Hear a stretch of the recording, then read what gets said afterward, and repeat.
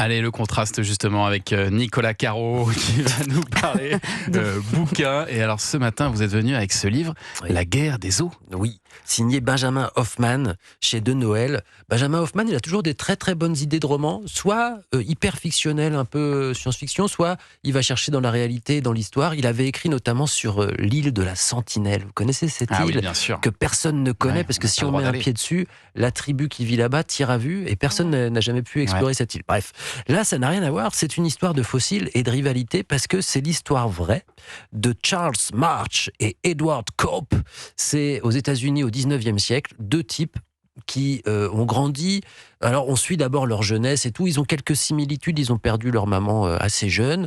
Mais ça s'arrête à peu près là parce qu'il y en a un qui est un héritier d'un oncle qui s'appelait Peabody, qui était une sorte de milliardaire de l'époque, qui créait des fondations dans tous les sens. Et puis l'autre, c'est un gars qui s'est débrouillé tout seul, qui a refusé tous les diplômes, mais qui est passionné par les dinosaures et la paléontologie. C'est leur point commun à tous les deux. D'accord. Et les deux vont faire partie des pionniers de cette discipline. Aujourd'hui, on connaît tous les gamins ont des bouquins sur les dinosaures, les tricératops, etc. À l'époque, c'était vraiment, il y avait tout à faire. Et puis surtout, on assiste à cette époque-là à la conquête de l'Ouest et un gisement de fossiles, notamment en Californie, dans les différents déserts et tout ça. On trouve des dinosaures sans arrêt. Mais il faut aller les chercher, il faut financer, etc. Et donc, au début, ils se rencontrent.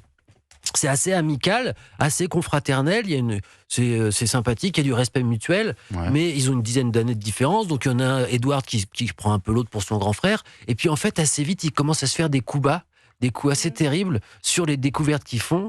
Il y en a un qui accuse même l'autre d'avoir monté un dinosaure à l'envers pour une exposition. Il lui dit mais la tête, elle est pas du tout là, elle est de l'autre côté. Et il a raison.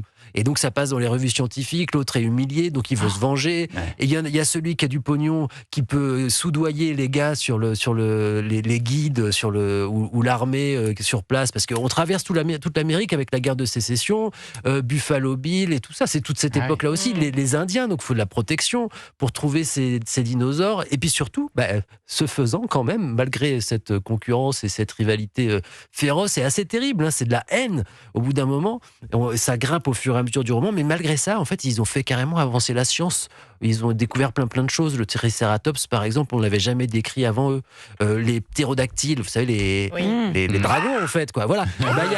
Il y en a un premier qui en découvre un et qui dit, voyez, je le savais qu'il y avait eu des dragons à l'époque, sauf qu'il y en a un le deuxième qui arrive ensuite et qui en trouve un, mais qui fait 2 mètres d'envergure de plus. Oh. Donc c'est lui qui gagne. Ah ouais, Et c'est génial, pendant tout le roman, c'est ça. Et c'est bon. D'où ce titre. On sent qu'il y a eu beaucoup de documentation, donc tout est Ouais. vrai, mais tout a été romancé, bien foutu, on C'est dirait. fort. Ouais. La guerre des C'est un os. super roman. On le dit comme ça, des os. Je sais pas. Des os. Des En os. tout cas, Des os. ça s'écrit OS et c'est signé Benjamin Hoffman. C'est aux éditions de Noël. Merci beaucoup, Nicolas Caro.